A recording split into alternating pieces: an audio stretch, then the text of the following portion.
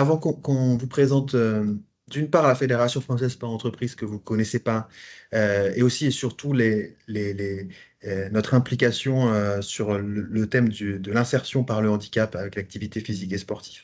On va peut-être faire un petit tour de nos quatre speakers qui vont dire quels sont leurs rôles à la fédération avant de vous présenter plus en détail nos produits. Zoé était la première à être arrivée à m'avoir rejoint, donc Zoé, à toi l'honneur. Bonjour tout le monde, je suis Zoé Rivière et je suis responsable de développement sur la plateforme Atwork. Voilà. Merci Zoé, tu nous en diras plus tout à l'heure. Victoria, Rebonjour à tous, donc je suis Victoria Elzit et je suis chargée de projet événementiel au sein de la Fédération française du sport d'entreprise. merci Victoria. Et je vais finir ce premier tour d'écran avec Julien. Alors bonjour à tous, moi je suis Julien Stalin, le directeur technique national adjoint de la Fédération française du sport d'entreprise et aussi le directeur de l'organisme de formation de la fédération. Merci à tous les trois. Et donc, pour ma part, je suis Thomas Lelanne, je suis directeur général délégué de FFSE Prod, qui est la filiale commerciale de la Fédération française Sport Entreprise. Nous vous remercions d'être présents. On va vous présenter ce que je dis, la fédération d'une façon générale, mais surtout, on va insister sur le thème de l'inclusion dans le cadre de cette semaine de l'inclusion des personnes en situation de handicap dans l'entreprise, pour vous dire un petit peu comment est-ce que nous menons différents axes de développement tout au long de l'année pour permettre aux personnes en situation de handicap d'être intégrées et de pouvoir, à travers la pratique physique et sportive, du coup, participer à tout type d'action en lien avec son entreprise. Je vais partager mon écran pour que vous puissiez avoir la présentation. Merci à mes collègues de me dire si cela ne fonctionne pas. Euh, alors, est-ce que vous avez mon écran Oui, en mode diaporama à partir de maintenant? Oui. oui. Oui. Donc, petit propos introductif avant de passer la parole à mes collègues. Qu'est-ce que c'est pour nous déjà le sport d'entreprise au sens large et les différents enjeux de l'activité physique et sportive en entreprise? Parce que selon ces différents enjeux, on va s'adresser différemment au public et de façon un petit peu différente. Si vous êtes aujourd'hui présent, c'est que je pense que vous êtes déjà convaincu que l'activité physique et sportive euh, a des bénéfices pour que ce soit le bien-être des collaborateurs, que ce soit pour l'inclusion, pour la cohésion. Donc tous ces enjeux un petit peu, on vous les a listés ici. C'est pas une liste qui est exhaustive, bien entendu. Euh, Aujourd'hui, il est prouvé que l'activité physique et sportive a des bienfaits et si vous êtes présent aujourd'hui, c'est que vous êtes convaincu. Après, il y a toujours une dichotomie, une difficulté, car nous, on se rend compte aujourd'hui que on dirait que plus de 80% des collaborateurs et des dirigeants d'entreprise souhaiteraient permettre l'activité physique et sportive dans l'entreprise. Et les chiffres aujourd'hui témoignent de 13% seulement des collaborateurs qui ont une activité physique et sportive dans l'entreprise. Donc nous, notre rôle, c'est d'utiliser ces différents enjeux, de piocher dedans par rapport aux objectifs des entreprises pour pouvoir après en faire des réussites, tant sur le plan des performances entrepreneuriales et ce qui va être un petit peu notre sujet aujourd'hui sur la dimension sociale et l'inclusion, notamment des personnes en situation de handicap. La Fédération française du sport entreprise, pour ceux d'entre vous qui ne la connaissent pas, c'est une fédération à part entière. Vous connaissez les fédérations très classiques comme la Fédération française de foot, de basket. Nous, on n'a pas pour vocation à former des champions olympiques du sport d'entreprise. On ne s'adresse pas à nos adhérents de cette façon-là. On a, comme toutes les fédérations, on est agréé par le ministère chargé des sports, sauf qu'on est une fédération affinitaire et non pas délégataire, ce qui veut dire qu'on s'adresse au public d'entreprise et qu'on est une fédération multisport. On propose tout au long de l'année plus de 40 disciplines sportives qui sont, comme vous pouvez vous en douter, diverses et variées. On est aussi membre du CNOSF et comme toute fédération, organisée avec des structures déconcentrées, on a aujourd'hui 16 ligues régionales, pas forcément des comités départementaux sur l'ensemble du territoire, mais plutôt des comités départementaux, là aussi où l'activité économique, parce qu'évidemment la Fédération française pour entreprises est aussi liée à l'activité économique, et là où se trouvent un petit peu les bassins d'emploi. Donc il y a certains secteurs où on n'a pas forcément de comités départementaux aujourd'hui. On a aussi une très forte action sur le plan international. Encore une fois, pour ceux qui ne connaissent pas la Fédération française pour l'entreprise, il y a une fédération européenne, une fédération mondiale du sport entreprise, à laquelle nous sommes bien entendu adhérents.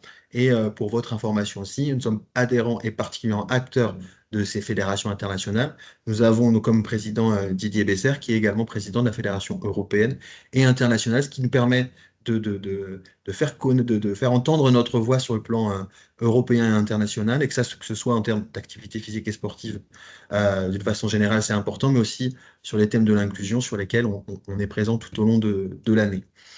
On a 4 axes, nous, aujourd'hui, qui servent le même objectif global, qui est comment est-ce qu'on fait pour utiliser l'activité physique et sportive comme un outil au service du bien-être, du mieux-être de l'individu, de son inclusion dans l'entreprise, et au service aussi de la performance sociale, et bien entendu de la performance économique de l'entreprise. On parlera aujourd'hui plus de performance sociale, mais on a toujours aussi après le penchant de performance économique, ce qui prouve aujourd'hui que l'activité physique et sportive permet de gagner en gain de productivité dans une entreprise, de diminuer l'absentéisme. Ce ne sera pas notre propos aujourd'hui, mais en propos introductif, je me permettais de vous en parler. On a 4 axes de travail principaux aujourd'hui. Le premier, c'est la dimension événementielle que Victoria vous parlera, vous présentera tout à l'heure. Le second, c'est l'activité physique et sportive régulière à travers notamment la plateforme Atwork, et Zoé y reviendra. Comme Julien s'est présenté directeur de l'organisme de formation, donc il va vous présenter tout ce qu'on fait sur la dimension prévention santé et avec un organisme de formation qui est certifié Calliope aujourd'hui.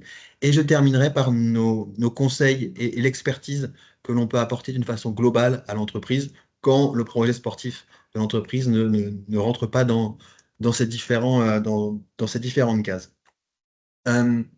Avant, encore une fois, et pour terminer ce propos introductif, juste pour vous dire que quelles que soient nos actions, quel que soit le public auquel on s'adresse, quel que soit le type d'activité qu'on va mettre en place, on a systématiquement une méthode que l'on applique au niveau de la fédération qui se veut garantir la qualité des prestations et des produits que l'on va proposer aux entreprises. Cette méthode, elle s'appuie d'abord toujours sur un état des lieux. Prendre l'information dans l'entreprise sur qu'est-ce qui existe, qu'est-ce qui peut être mis en place, quelle est la démographie de l'entreprise, quelle est la situation géographique de l'entreprise, quel est son environnement, quelles sont les attentes des salariés en termes d'activité physique et sportive. On a un travail en fait de qualifier un petit peu d'audit et d'analyse de l'entreprise et de son champ d'action avant de pouvoir proposer, je parlais des objectifs managériaux, de proposer des actions et des activités qui vont être en cohérence avec les objectifs managériaux de l'entreprise. Une fois qu'on a fait ce travail-là, on peut accompagner l'entreprise, soit lui faire des préconisations et lui permettre d'avoir une activité sportive sans notre accompagnement. Évidemment, aujourd'hui, on peut faire du sport entreprise de façon non encadrée, mais nous, après, on peut continuer à encadrer cette activité-là. On accompagne dans la mise en œuvre, que ce soit dans la production d'événements, dans l'accompagnement à la mise en place de programmes d'activités physiques et sportives régulières. Et une fois qu'on a mis en place ces produits-là, on a évidemment du suivi, de l'évaluation, pour pouvoir ensuite faire évoluer nos préconisations auprès des entreprises et leur permettre que leur investissement, parce qu'il y a forcément un investissement pour l'entreprise en termes d'activité physique et sportive, mais que leur investissement soit un investissement rentable et ne soit pas uniquement un coût où on va dépenser de l'argent pour développer la pratique physique et sportive et finalement que le résultat soit pas bon. Donc nous, on a tout ce travail d'analyse qu'on fait systématiquement pour après pouvoir réorienter le projet. On se considère après un petit peu comme le généraliste, le médecin généraliste du sport entreprise, parce que, je vous dis, on garantit la qualité de nos prestations, mais on la garantit en s'appuyant sur le mouvement sportif dans sa globalité. On est partenaire des fédérations délégataires dont j'ai pu vous parler en introduction.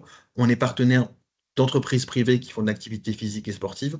On s'appuie sur les gens qui savent faire directement, après avoir analysé un petit peu les besoins de l'entreprise.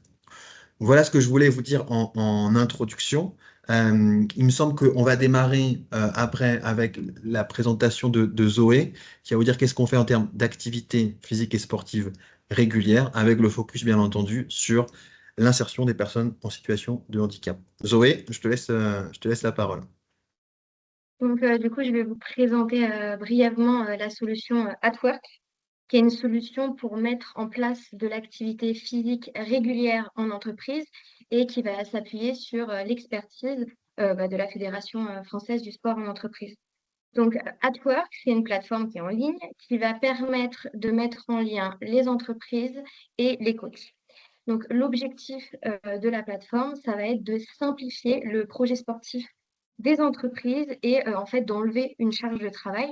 Donc, on va retirer à l'entreprise toute la charge administrative. Ça va être la facturation, la gestion, le suivi et la planification, par exemple, des séances.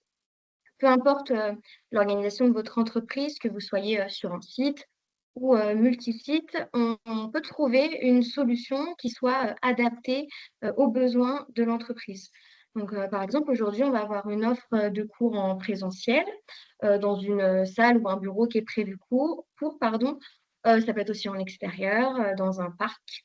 On a aussi une offre de cours en ligne via notre outil de cours en visioconférence directement sur notre plateforme Atwork.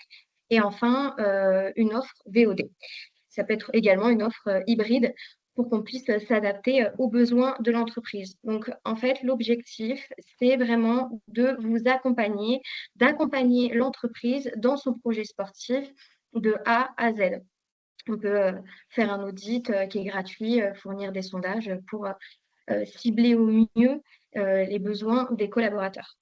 Une fois que le projet sportif de l'entreprise est validé, l'entreprise n'a plus rien à faire. La plateforme et nous, Atwork, on s'occupe du reste. L'entreprise va avoir juste une plateforme qui va être très simple d'utilisation où tout va se faire en quelques lignes. Elle pourra même avoir accès aux grandes statistiques, le nombre de séances, le nombre de participations, le nombre du coach, pour pouvoir avoir le retour sur le projet qui est mis en place. Aujourd'hui, on propose à peu près 40 activités qui vont de l'éveil musculaire en passant par la danse, en passant par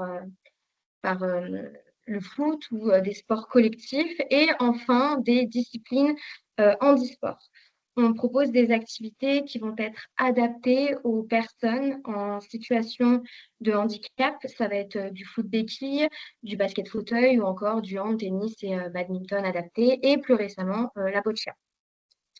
Aujourd'hui, nous avons un partenariat avec Novosport. Donc Novosport, c'est une association qui a pour objectif de promouvoir la pratique du sport pour les personnes en situation de handicap en leur offrant l'accès à des activités diverses et variées. D'où l'objectif, ça va être de favoriser l'inclusion sociale et professionnelle à travers le sport.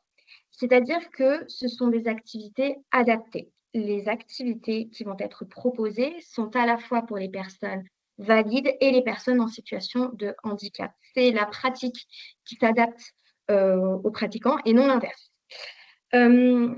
Ce type de pratique va avoir plusieurs bénéfices. La première, ça va être de sensibiliser les personnes valides sur ce que vivent les personnes en situation de handicap. Ça va être bien sûr de promouvoir l'inclusion et la diversité et forcément de renforcer l'esprit d'équipe, le lien social, la cohésion sociale. Intégrer aujourd'hui des activités handisport ou partagées dans l'entreprise, c'est favoriser le bien-être et la performance au sein de l'organisation. Donc, c'est possible aujourd'hui de faire une activité régulière, mais c'est également possible de faire des activités un petit peu plus ponctuelles. Et donc, du coup, je passe la main à mon collègue sur la partie événementielle.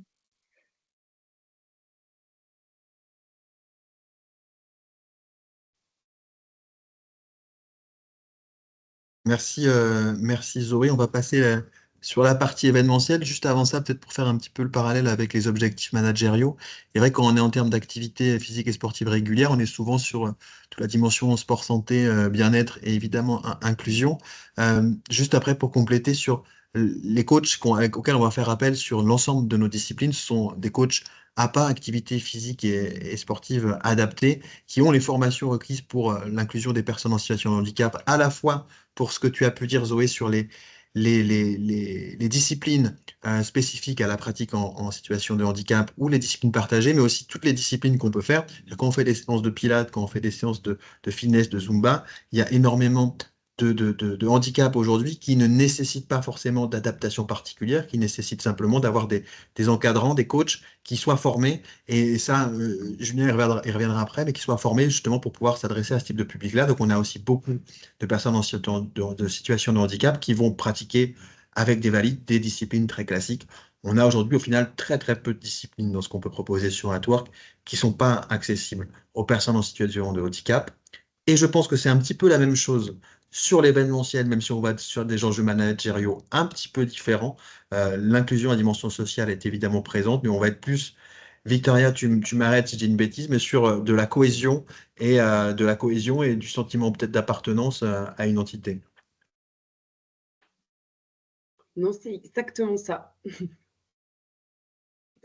Donc, merci Zoé, merci Thomas. Concernant donc, les événements sportifs au sein de la Fédération française du sport d'entreprise, donc comme vous le savez peut-être déjà et comme Thomas l'a bien évoqué en introduction de ce webinaire, la FFSE propose donc un large panel d'événements sportifs divers, donc que ce soit des compétitions locales, nationales et même internationales, régulières ou ponctuelles, qui rassemblent donc à la fois des sportifs et des non-sportifs.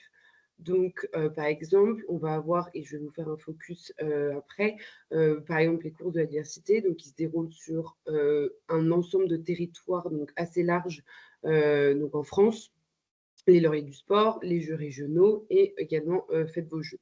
Et sur le plan donc international, nous avons donc les Jeux européens et les Jeux mondiaux du sport d'entreprise. Pour vous expliquer, l'ensemble de nos disciplines, par exemple à nos Jeux nationaux, sont ouverts à toutes et tous. Nous n'avons pas de prérequis sportifs, donc c'est vraiment inclusif et diversifié. Donc ça, pour le coup, c'est vraiment quelque chose sur lequel nous insistons et nous continuons de proposer. Donc, par exemple, nos Jeux nationaux, donc c'est un événement qui va se dérouler sur en général 3 jours. Et durant ces 3 jours, donc, nous vous proposons donc 30 activités. Les participants peuvent participer donc à une seule de nos activités. Et encore une fois, ces disciplines sportives que nous proposons sont ouvertes à tous. Il n'y a pas de niveau, encore une fois, prérequis de niveau. Et nous avons également des classements spécifiques pour les personnes en situation de handicap. Donc, en fait, si vous voulez, sur nos 30 disciplines sportives, vous pouvez tous et toutes les pratiquer. Et nous avons donc également des disciplines donc avec des classements spécifiques, comme par exemple la natation, l'athlétisme, le basket. Donc, en fait, ces disciplines-là ont un classement spécifique handisport. On a également des disciplines, donc loisirs et découvertes. Donc, ça rejoint un peu ce que je vous disais au préalable. Nous proposons des activités, donc à la fois des sports en compétition, mais également des sports en loisirs et découvertes. Et concernant donc, notre autre événement phare donc, au sein de la Fédération française du sport, c'est la course de la diversité. Donc, c'est une course qui se déroule dans plusieurs territoires en France.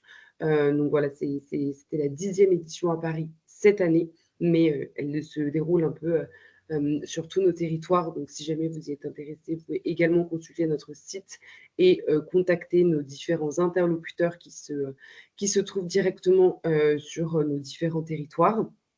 Donc, globalement, la course de la diversité, c'est vraiment une course qui est ouverte à tous et qui a vraiment cette notion justement de diversité. Donc, c'est une course où on vous propose soit un 3 km, soit un 6 km. Vous pouvez y participer en solo ou alors en duo. Vous pouvez soit marcher, soit courir en fonction de ce que vous souhaitez faire et de ce que vous souhaitez proposer à vos collaborateurs. Il y a chaque année une ou des associations qui sont soutenues par nos courses. Et il y a également donc un village avec différentes animations le jour J. Donc, il y a effectivement 3 possibilités de duo. Il y a un duo donc handicap, et un duo donc intergénérationnel et un duo mixité. Donc encore une fois, c'est un produit que nous avons qui promeut à la fois la diversité et qui est axé sur les personnes en situation de handicap. Merci Victoria, c'était je pense très clair. Juste un petit mot sur la course de la diversité à l'international et peut-être l'Iron parce que je pense que ce sont Oui. des événements de grande envergure qui sont aussi un peu symboliques de ce que j'ai pu dire en introduction pour dire qu'on était très investi sur le plan international. Est-ce que tu peux nous en dire un petit peu plus sur sur cette évolution européenne de la course de la diversité et sur l'Iron? Bien entendu. Alors effectivement, cette année, nous avons eu donc nous avons remporté, donc la Fédération française pour l'entreprise a remporté un appel à projet donc, de la Commission européenne et donc qui s'appelle Run for Diversity. Et donc cette année, nous avons étendu donc ce produit, donc la course de la diversité, dans 4 villes en Europe, donc à Malte, en Grèce, en Lettonie et en Slovénie. Donc pour l'instant, ces courses ont eu lieu et se sont également très bien déroulées pour des premières éditions. Elles ont plu également, ça a interrogé et intéressé pas mal d'entreprises, donc même au niveau européen, pour cette dimension internationale.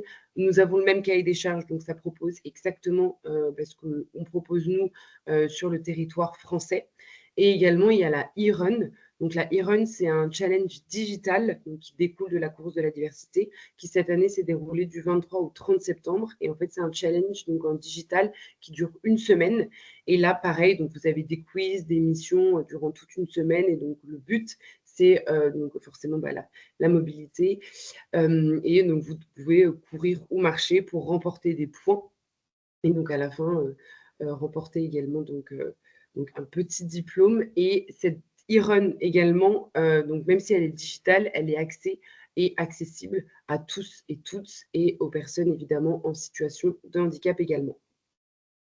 Merci Victorien. On va passer à la partie formation. Je vais passer la parole à Julien. Juste, j'ai vu qu'on avait une question. On m'a alerté qu'on avait une question parce que je ne les ai pas vues. Donc déjà, oui, si vous avez des questions, mettez-les dans le chat.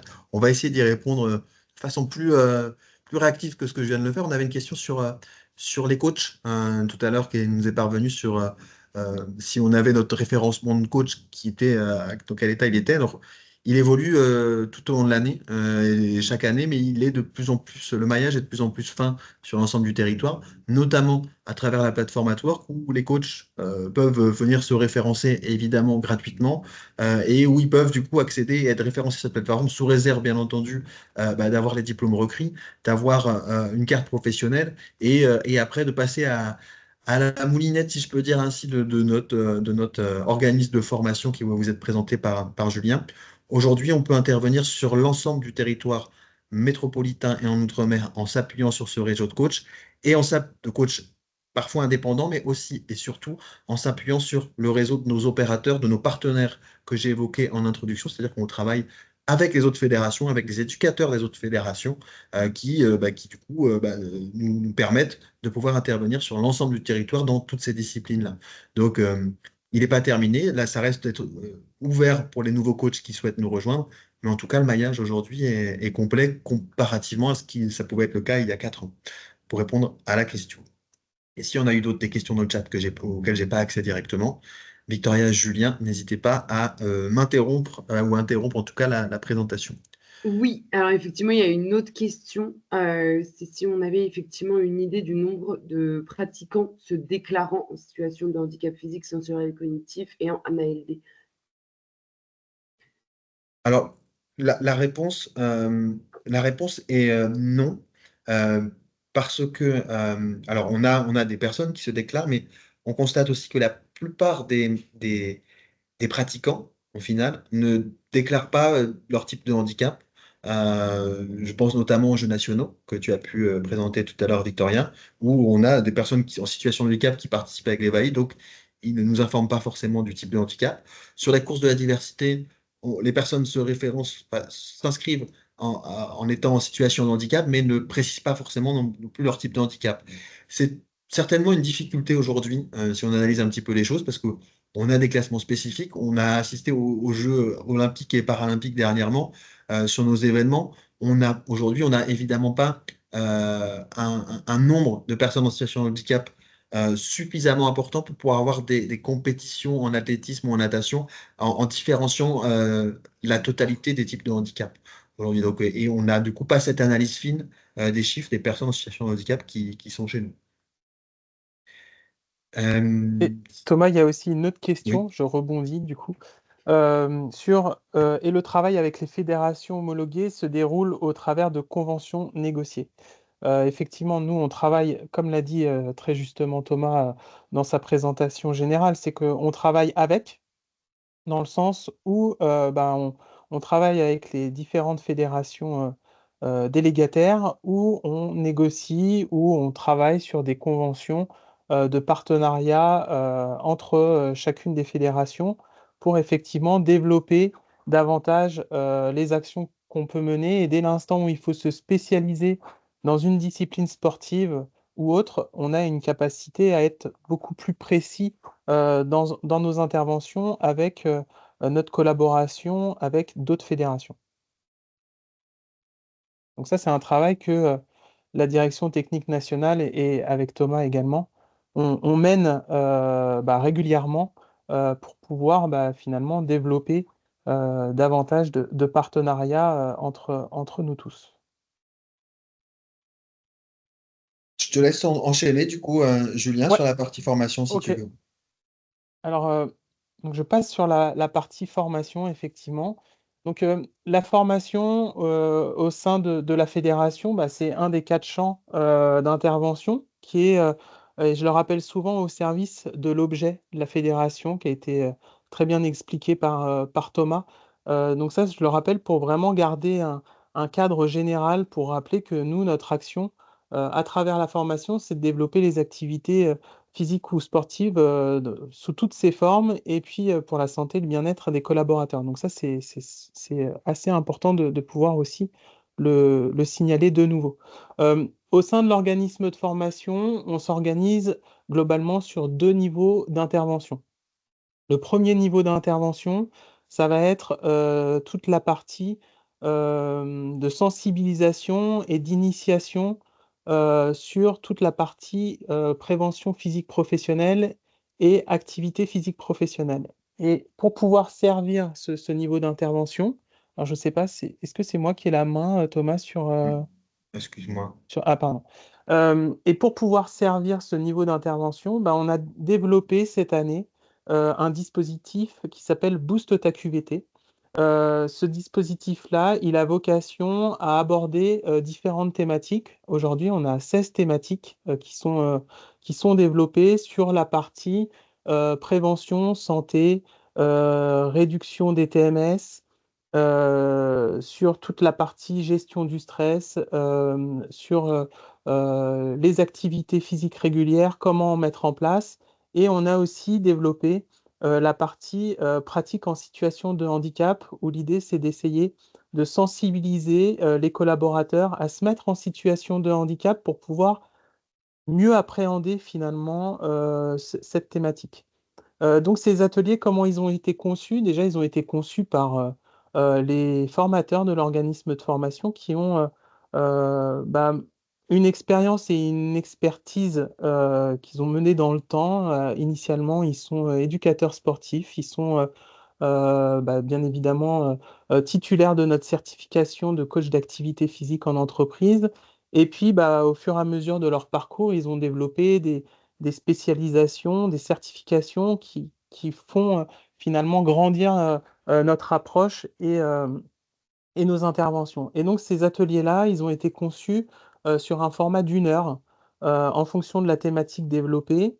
Et sur une heure, on aborde une thématique et pendant 10 à 15 minutes, il y a un propos plutôt théorique descendant qu'on mène au sein des entreprises sur site, dans une salle de réunion, sans que ça puisse finalement contraindre l'organisation générale de l'entreprise.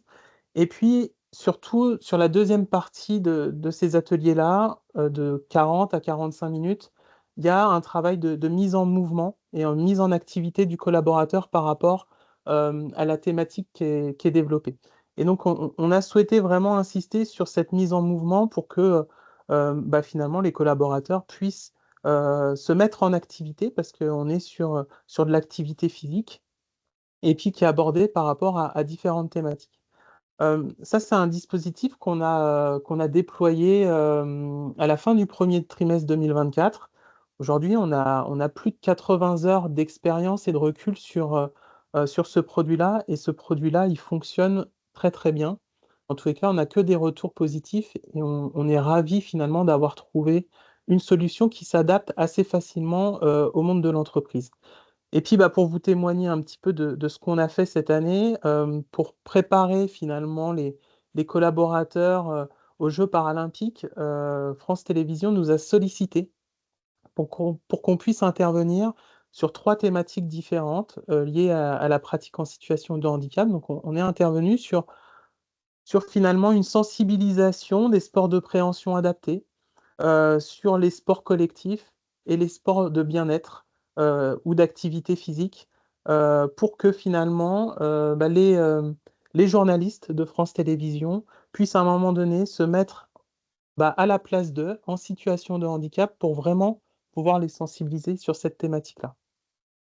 Et je pense que dans le cadre de la collaboration avec Novosport, on ira aussi sur une intervention, un nouvel atelier, très certainement sur la boccia, qui a finalement eu un certain engouement pendant les Jeux para, avec une belle médaille d'or. Et on pense que ça peut avoir aussi un intérêt, un petit clin d'œil de pouvoir mettre en avant encore plus cette activité adaptée.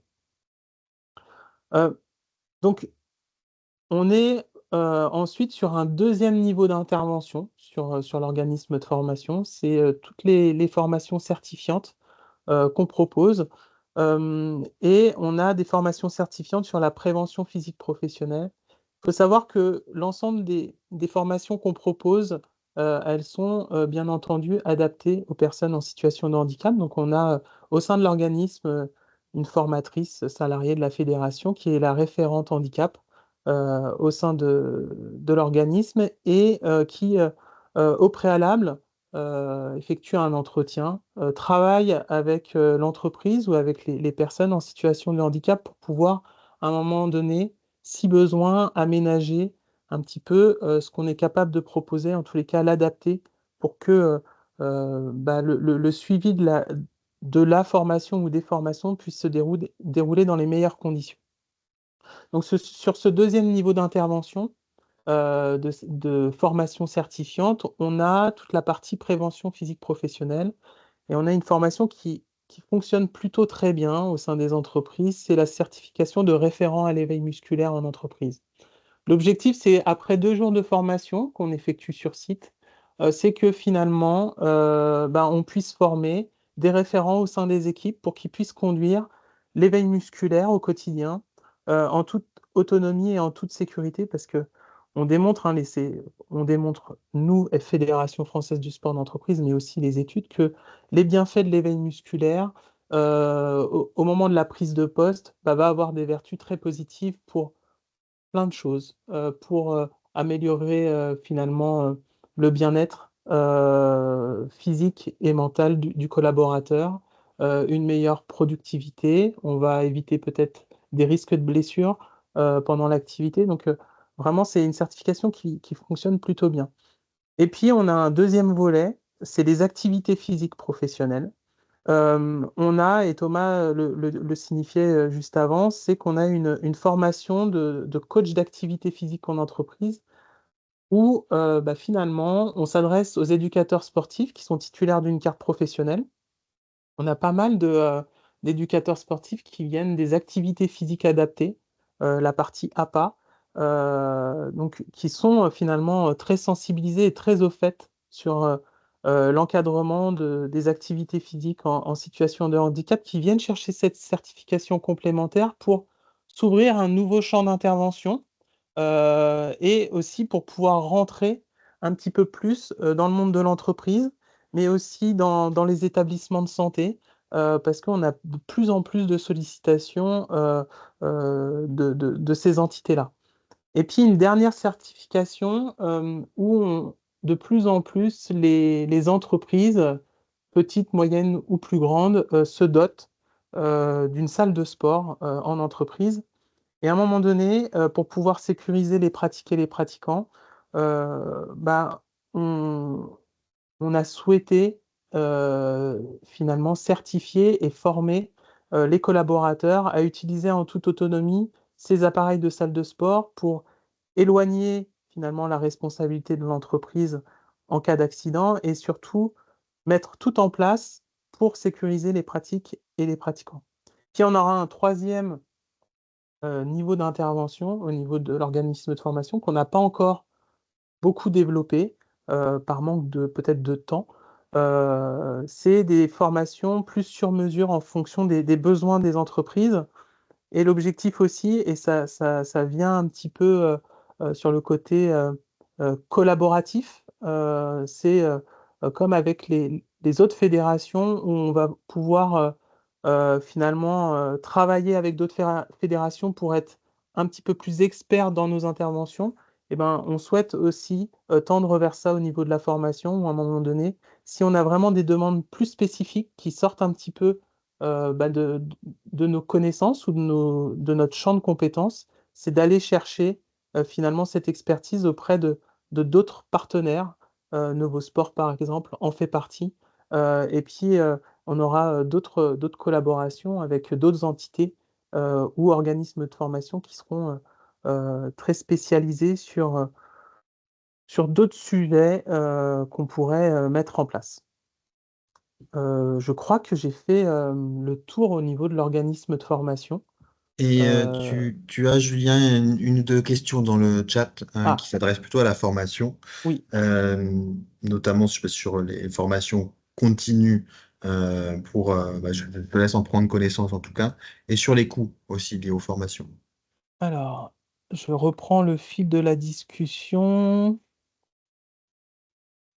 Oui, et également, comment est-ce que vous recrutez les formateurs? Alors, comment on recrute les formateurs? Bah, en fait, comment ils sont recrutés, ces formateurs? Généralement, bah, les éducateurs sportifs, ils suivent notre formation certificative de coach d'activité physique en entreprise. Et finalement, le fait d'avoir des éducateurs sportifs un peu sous la main, entre guillemets, hein, eh ben, ça nous permet de pouvoir identifier je dirais pas les talents, c'est peut-être pas le mot, mais les personnes qui ont cette sensibilité par rapport bah, à notre volonté d'intervenir auprès des entreprises. En tout cas, c'est la certification de coach, elle est obligatoire d'une certaine façon pour pouvoir être formateur, parce que bah, nous, ça nous permet d'identifier bah, les bons éléments et puis de voir aussi bah, comment ils peuvent être capables d'intervenir. Après, bien entendu, nous, derrière ça, sur toutes les formations qu'on propose aux entreprises, on forme nos formateurs sur notre façon d'intervenir et sur ce qu'on est capable de faire. Sur les coûts, alors, sur les coûts, c'est par rapport peut-être aux ateliers. Aujourd'hui, globalement, on est à 240 € l'atelier d'une heure, avec des tarifs qui vont être amenés à évoluer à partir de l'année 2025. Mais en moyenne, on est à 240 € l'atelier par heure aujourd'hui. Et après, sur les journées de formation, en moyenne aussi, on est à 1 000 € par jour ou par journée de formation. Si c'est une formation qui est sur 2 heures, 2 jours, pardon, on est à 2 000 €. Et bah, au niveau des certifications, on est sur des collectifs de 5 à 12 personnes. Donc c'est, par exemple, une certification de référent à l'éveil musculaire sur 2 jours. C'est 2 000 € pour bah, finalement former et certifier 5 à 12 collaborateurs pour mener au quotidien l'éveil musculaire. Super, merci beaucoup Julien. Je propose qu'on passe la parole à Monsieur Van Landegem, que vous en êtes d'accord et que d'y avoir participé à une course de la diversité Et on n'est pas sur que de la présentation et de l'information descendante. Donc, alors, je vais essayer de vous donner la parole. Normalement, j'imagine que je peux le faire. Oui, autoriser le micro. Le micro est autorisé. Je vous autorise la caméra aussi après. Je vous rappelle juste que la conférence est enregistrée. Donc, je vous laisse ouvrir votre micro et votre caméra si vous le souhaitez. Et du coup, intervenir par rapport à ce qu'on a pu présenter, par rapport à ce que vous vouliez partager. Alors, je ne sais pas si vous m'entendez. Oui, on vous entend. Oui. On vous entend Bonjour à très vous bien. tous. Je suis un peu dans la pénombre, mais je suis en Lozère, c'est pour ça. En Lozère, on n'est pas très bien éclairé. Oui, je m'interpellais sur différentes choses, puisque la thématique handicap était quand même au cœur de votre propos de cet après-midi, et que je suis formateur pour la Fédération française handisport. Cette thématique m'intéressait. Et je me dis qu'effectivement, comme vous l'avez indiqué, on n'identifie pas, les gens ne s'identifient pas forcément comme étant en situation de handicap. Nonobstant, de l'autre côté, pour avoir un accueil optimal et pour pouvoir accueillir un maximum de gens, parce que finalement, c'est un élément qui va dans les deux sens, je me dis que c'est intéressant de pouvoir, ou d'une façon ou d'une autre, savoir qui on va accueillir. Parce que finalement, nous, on a fait la course de la diversité il y a 3 ans, je pense. J'étais dans le comité directeur avec Laurie Vanneul à Saintes. Euh, on se rend compte qu'effectivement, quand la personne est là et si on n'a pas pu anticiper, elle vient, elle est mal marchande, ou elle vient en fauteuil, ou elle vient avec du matériel roulant. C'est des choses qui sont impactantes dans la façon de pouvoir organiser. Donc ça, c'était ma première remarque. Je pense que malgré tout, alors je sais que c'est pas évident pour être référent paratriathlon sur les Hauts-de-France pendant quelques années. Je sais qu'il y a des paratriathlètes qui ne s'identifient pas comme paratriathlètes parce qu'ils veulent être considérés comme athlètes normaux, entre guillemets. Malgré tout, au moment où la compétition a lieu, quand on les accueille sur site, on se dit « Ah ouais, mais là, on est après. On n'a pas de toilettes adaptées, ou on n'a pas de vestiaire adapté, ou que sais-je. » Parfois, il y a des petits éléments. Et vous savez aussi bien que moi que c'est dans le diable, que c'est dans le détail que se nichent les réussites, et qu'effectivement, l'accueil, au sens très large du terme, il passe par ces petits éléments-là. Et puis après, j'avais une autre remarque, mais le monsieur qui s'occupe, Julien, qui s'occupe de la formation, il a en partie répondu, c'est que je peux m'imaginer qu'aujourd'hui, une entreprise, elle a un collaborateur qui a fait un AVC et qui reprend le travail. Et il n'y a pas de connaissance autour de la pathologie cognitive. Comment j'accueille demain quelqu'un qui est sorti d'un AVC ou qui est sorti d'un traumatisme crânien et qui est revenu au travail? Et donc, fort de ça, il y a peut-être un besoin ciblé de formation dans l'instant, puisque mon collaborateur revient au travail, et pour lui donner toutes ses chances de réussite dans sa reprise de poste. Et c'était l'objet de ma question. Est-ce qu'à ce moment-là, il y a dans la formation continue des coachs, est-ce qu'il y a des modules sur lesquels on peut, qui sont initiés ou pensés pathologie par pathologie? La même chose pour, on a intervenu l'année dernière dans la semaine de l'emploi européen chez Atlantique, dans les Hauts-de-France. Eh bien, il y a une problématique diabète qui est identifiée chez eux. Sauf que c'est les patients eux-mêmes, revenant au travail, qui ont finalement enrichi les collègues sur la problématique du diabète et tout ce que ça comporte, de fatigue, de rythme de travail, etc., etc. Et on se rend compte qu'effectivement, il manque un élément de formation. Voilà. Oui, au niveau de la formation, sur la formation initiale, quand je dis la formation initiale sur notre certification, on aborde un petit peu le sujet, mais pas en détail. Le détail, finalement, moi je le vois avec Carole, qui est notre référente handicap, c'est finalement le formateur ou l'éducateur sportif qui va aller chercher des formations complémentaires sur la partie handicap. Mais c'est vrai qu'aujourd'hui, nous, on l'aborde, mais très brièvement, parce que, enfin, c'est pas qui, ouais, on l'aborde brièvement, mais effectivement, on pourrait faire un focus, mais ce qui rallonge derrière la durée de formation, c'est vraiment après tout un changement et d'adaptation. Donc voilà, généralement, ils vont chercher des spécialisations et des certifications. En tout cas, c'est ce que fait Carole en tant que référente handicap Donc, Carole, principalement sensibilisée sur cette question-là et peut, pour le coup, apporter une réponse ou au moins interroger, poser des questions quand on travaille en direct avec les entreprises. D'accord. OK. Et alors, une dernière question sur le choix de la boccia. Parce que je connais bien la boccia, pour avoir passé pas mal de temps à la FFH.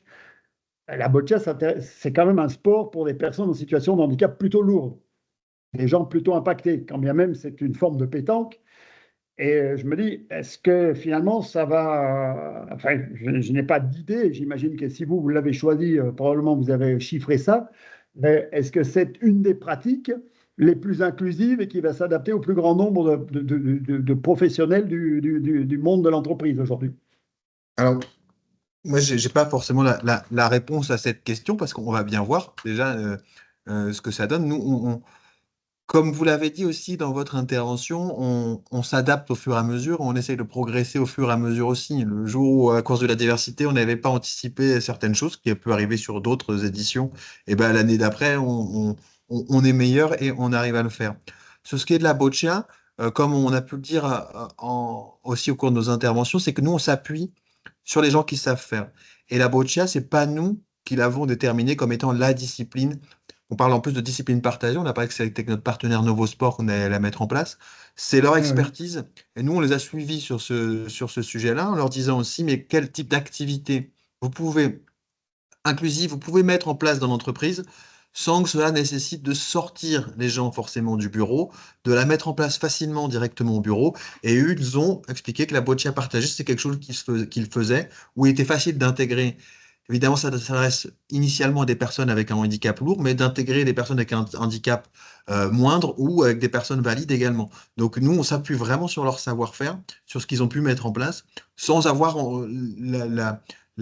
l'expertise pour dire nous aujourd'hui si c'est la meilleure discipline. En tout cas, c'est la discipline aujourd'hui qu'on est capable de mettre en place facilement dans D'accord. l'entreprise Oui, non, en mais s'appuyant sur ces elle est gens. Et on facile à espère en mettre en avoir place. d'autres à l'avenir. Oui, non, mais je le comprends bien. Elle est Mm. facile à mettre en place, ça c'est sûr. C'est sûr qu'en termes d'inclusivité, c'est une des plus faciles à mettre en Mm. place avec peu de matériel. On a besoin de peu de matériel, mais après, je me disais, c'est quand même quelque chose de très particulier, une discipline très particulière. Et voilà, c'est simplement une question. Après, ils couvrent l'ensemble du territoire, Novosport, où ils sont sur quel territoire plus particulièrement? Ils sont aujourd'hui en capacité, sur la boccia partagée, ils sont capables d'agir sur l'ensemble du territoire avec des relais Ah oui, sur c'est ça, l'ensemble ils des ont des régions. relais. Ouais. Après, ils ont d'autres activités inclusives qui s'appellent le basking, qui s'appellent le volleying. Je vous invite à aller regarder leur site, c'est vraiment Non, mais de très haute j'ai vu le qualité ce volley, qu'ils j'ai vu le font. basket. Ouais, ouais.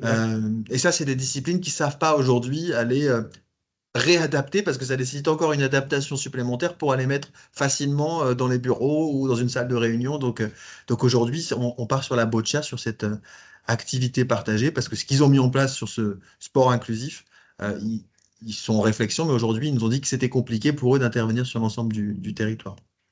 D'accord. OK.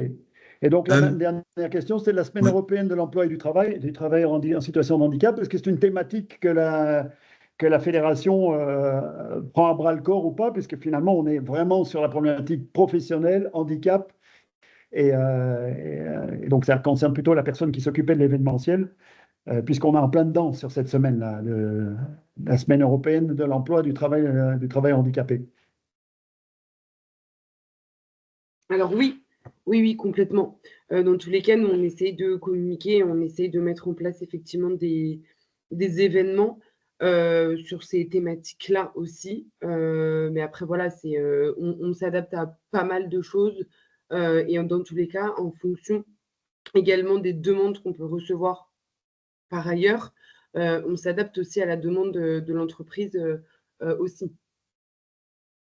D'accord. Et on communique aussi dessus. OK. Mais, Pour terminer, après, s'il y a d'autres questions, on y reviendra. Il y a pas, en tout cas, on a le temps d'y répondre, il n'y a aucun souci. Juste pour terminer, je ne vais pas reprendre la présentation directement. Et pour terminer, ce qu'on avait à vous dire aussi, c'était la partie expertise, conseil, accompagnement, qui, par rapport à ce qu'on a évoqué un petit peu, est toute la partie où on va répondre à une situation qu'on ne connaît pas aujourd'hui. Et on va essayer du coup de s'appuyer sur le réseau des experts que l'on connaît pour qu'ils puissent pour qu'ils puissent répondre à ces problématiques, que ce soit en termes d'inclusion, vu que c'est notre sujet aujourd'hui, ou que ce soit en termes de plus globalement du projet sportif de l'entreprise. On accompagne aujourd'hui de plus en plus de salles de sport en entreprise, des entreprises qui veulent mettre en place d'activités, de permettre à leurs salariés d'avoir accès à des salles. Et ben, quand on les accompagne sur la dimension législative, on les accompagne aussi sur la dimension accès de toutes les personnes, de tous leurs salariés. Donc on l'intègre évidemment dedans. Et souvent, on est aujourd'hui tous les jours confronté à des situations qu'on ne connaît pas forcément, qui sont nouvelles et où on va travailler en direct et on apprend en marchant aussi. Et toute cette chose-là autour de la fédération, comme toute fédération, est quelque chose qui est très important dans notre approche avec les entreprises, c'est on est une fédération de sport et on permet aux gens de faire du sport dans le cadre de leur travail. Il y a beaucoup d'entreprises qui sont inquiètes dans cette dimension-là, de dire ben, je suis prêt à investir, je suis prêt à faire ce qu'il faut pour que tous mes salariés, y compris les personnes en situation de handicap, puissent avoir de l'activité physique et sportive, mais ben, je ne souhaite pas qu'ils se blessent, enfin je souhaite pas, ils peuvent se blesser en faisant du sport, c'est des choses qui arrivent systématiquement, et je ne souhaite pas que ma responsabilité en tant qu'employeur soit engagée si j'ai une personne qui se blesse en faisant un tournoi de foot ou en faisant une activité de boccia ou ce qu'on peut mettre en place sur la formation. Et donc aujourd'hui, on accompagne aussi ces gens-là en disant ben, on est une fédération, soyez membre de la fédération en étant affilié, soyez licencié à la fédération, même si la licence n'est pas une fin en soi en ce qui nous concerne, parce qu'on est plus sur l'activité, on n'a pas de compétition sur l'ensemble de l'année comme on peut voir dans les fédérations délégataires. Mais c'est justement pour dire, bah, on fait une pratique physique et sportive dans le cadre d'une fédération, donc j'éloigne ma responsabilité en tant qu'employeur le jour où une personne va se faire une entorse du genou ou une entorse de la cheville. Donc c'est quelque chose qu'on met en place sur lequel on accompagne les entreprises, qui est très importante pour certaines d'entre elles. Et vu que c'est multisport, ça leur permet de faire de l'activité soit avec nous, soit aussi sans nous. C'est-à-dire qu'il y a beaucoup d'activités auto-organisées et tant mieux, on serait bien incapable d'accompagner l'ensemble des entreprises. Ce qu'on leur dit à ces entreprises-là, c'est faites attention parce que votre projet sportif d'entreprise, il peut être remis en question le jour où vous avez fait des efforts, les gens vont faire du sport, mais cette blessure, cet accident, bah, il peut remettre en cause, s'il est requalifié en accident du travail, il peut remettre en cause votre engagement. C'était la fin de mon propos là-dessus sur comment est-ce qu'on accompagne les entreprises sur la partie assurantielle notamment. Voilà. S'il y a des compléments, Victoria, Julien, il y a Zoé qui a été obligée de nous quitter parce que pour ceux qui ne sont pas parisiens, on est toujours sur et les grèves et la neige et elle avait peur de ne pas pouvoir rentrer chez elle ce soir. Donc s'il y a d'autres questions, y compris sur Atwork, on se fera un plaisir d'y répondre. On est en petit comité en plus, donc Oui, si vous permettez, j'avais encore la question aussi sur le monde du travail adapté. Parce que par expérience, on sait qu'il y a peu d'activité physique pour ces gens-là. Or, il y a une obligation de leur proposer des choses. Et je pense qu'il y a un vrai chantier là sur les ESAT et tous les employeurs avec des personnes en situation de handicap mental, physique ou sensoriel. On commence effectivement. Pardon. Ouais, on commence Oui, je vous à en prie. avoir justement des sollicitations. Alors, on a un partenariat avec Harmonie Mutuelle. Et effectivement, D'accord. on est intervenu récemment, hein, moi, ça fait un petit peu plus de 2 ans maintenant que j'ai rejoint la fédération. C'est au mois de septembre ou octobre, on est intervenu dans un ESAT en Normandie. Et donc, petit à petit, bah, les choses aussi se mettent en place dans ce type d'établissement pour pouvoir soit former bah, les résidents. Par exemple, là, on était sur la certification de référent à l'éveil musculaire pour que finalement les résidents, à un moment donné, puissent s'approprier bah, la démarche et puis aussi s'approprier leur corps. Enfin, là, on a aussi tout un travail éducatif à mener et puis aussi à destination bah, du personnel encadrant. Donc, c'est des choses qu'on commence à initier. C'est ce que disait aussi Thomas, cette thématique-là. Bah, on avance au fur et à mesure et au fil des sollicitations. Et puis, on essaye effectivement de pouvoir s'associer quand on a besoin. Ou sinon, on essaye d'intervenir et de s'adapter au mieux. Et c'est aussi la marque de fabrique, hein, la fédération, c'est s'adapter, proposer des solutions clés en main et travailler avec. Moi, c'est vraiment les choses que je peux relayer depuis mon arrivée. Oui, oui. Très bien, parce que je pense qu'il y a un vrai vivier sur ces domaines-là. Et puis pour Exactement. rebondir sur le propos de Thomas, en termes de prophylaxie aussi, parce que finalement, quand on s'échauffe avant d'aller faire un travail, que ce soit des travaux un peu de force, de jardinage, des travaux ménagers ou autres, parfois, au travers d'un éveil musculaire, on évite effectivement les troubles musculo-squelettiques, les blessures, etc., Mm. etc. Et ces gens-là sont fragiles. Ces gens qui Exactement. travaillent dans des ESAT ou ces ateliers adaptés sont des publics fragiles. Oui, oui, absolument. Mais je suis convaincu qu'il y a un vivier. Pendant des années, on leur a mis une table de ping-pong en disant, voilà, vous pouvez jouer au ping-pong, faites du sport. Mais c'est pas ça. Je pense que dans un accompagnement très structuré, on peut leur offrir des choses beaucoup plus qualitatives. Ouais, et puis en parallèle, on a aussi de plus en plus les établissements de santé qui se manifestent hein, sur des actions de formation. Donc j'ai le Oui, sentiment aussi que les mentalités évoluent. Enfin, c'est sûr. il y a une prise de conscience, il y a aussi... alors après, il faut passer à l'acte, mais ça se fait progressivement. En tous les cas, c'est des choses qu'on mène et puis on essaie de répondre du mieux possible en tous les cas euh, pour, euh, pour pouvoir voilà, s'ouvrir au plus grand nombre finalement. Ouais. C'est convaincre les décideurs, hein. Moi, je viens du monde de C'est l'hospitalier. exactement J'étais à la ça. Fondation Opal, qui est un énorme employeur sur les Hauts-de-France. Et c'est vrai qu'il faut convaincre le management, il faut convaincre alors, les différentes strates. Alors, vous en avez parfois qui sont convaincus, puis l'idée remonte, puis elle redescend, puis elle fait un peu des allers-retours dans l'ascenseur jusqu'au moment où c'est l'ensemble du board et des décideurs qui tranchent. Qui peut créer quelques frustrations parfois pour les personnes convaincues, Oui, parce que c'est la comme nous. durée qui compte. Il faut s'inscrire Oui, dans la voilà, c'est durée. ça. Oui, oui. Après, c'est tout le travail aussi, et j'en parlais tout à l'heure sur un autre rendez-vous, le suivi et l'accompagnement, et même la partie évaluation, elle n'est pas du tout à oublier dans l'ensemble de nos démarches pour que finalement ça puisse être conduit le plus longtemps possible. Parce que faire une action de sensibilisation, c'est très bien, mais c'est aussi le après. Qu'est-ce qu'on Ah, enclenche bah, bien sûr. derrière de façon pérenne pour que ça puisse avoir des bénéfices hein, sur le long terme, parce qu'on en est tous convaincus globalement, mais après, c'est Qu'est-ce qu'on apporte? qu'est-ce La vraie qu'on... question est qu'est-ce qu'on apporte? J'en ai fait des dizaines de sensibilisations avec la FFH, chez Nord Auto, aux Quatre Coins de France, chez Cofidis. La vraie question est comment on convertit le fait d'avoir mis 50 collaborateurs dans un fauteuil d'handi-basket.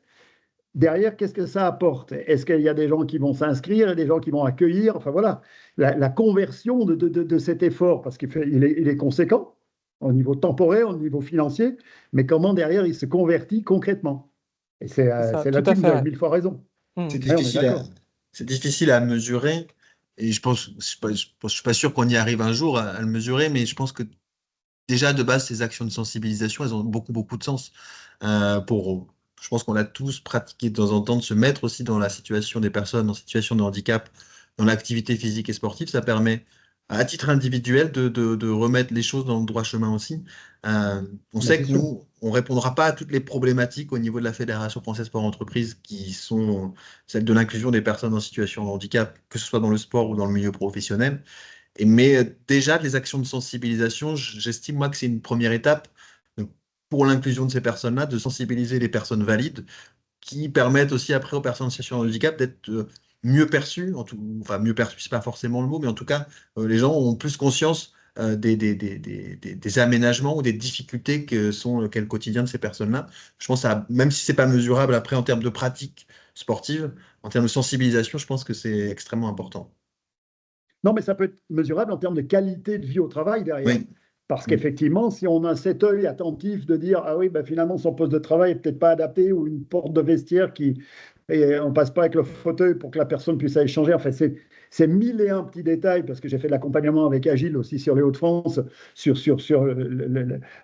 l'insertion de personnes en situation de handicap. On a accompagné des grands groupes et tu te rends compte que finalement, c'est parfois des petits détails qui font que, ouais, il y a des petits obstacles. Comme Mm. quand on roule avec un fauteuil roulant, hein, les petites roulettes devant, elles sont accrochées sur le tapis. Hein, donc voilà, Mm. elles restent accrochées sur le tapis à l'entrée. Voilà. Non, non, mais voilà. Je vous remercie pour le temps d'échange. Je me ferai un Avec plaisir plaisir. de revenir vers vous avec éventuellement des questions ou autres. Oui, et puis par l'intermédiaire de Laurie, on travaille avec elle en tant que présidente.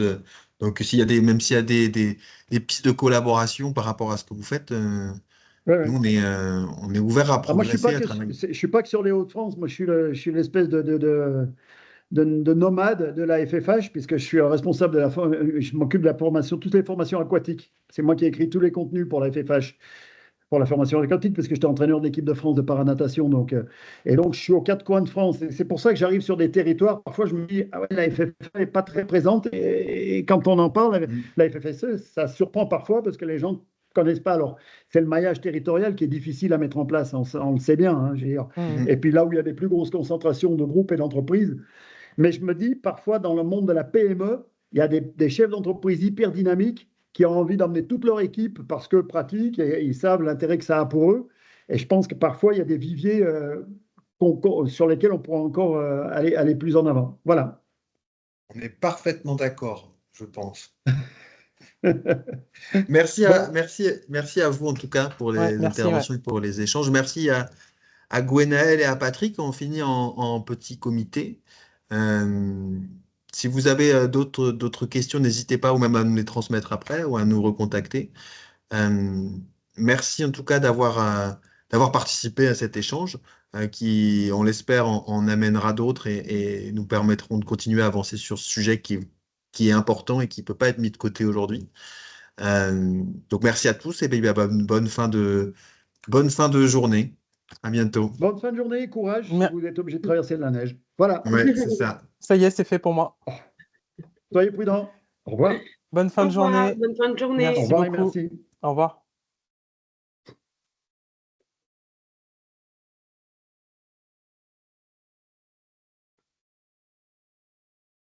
Peut-être à couper l'enregistrement. C'est toujours l'enregistrement, non?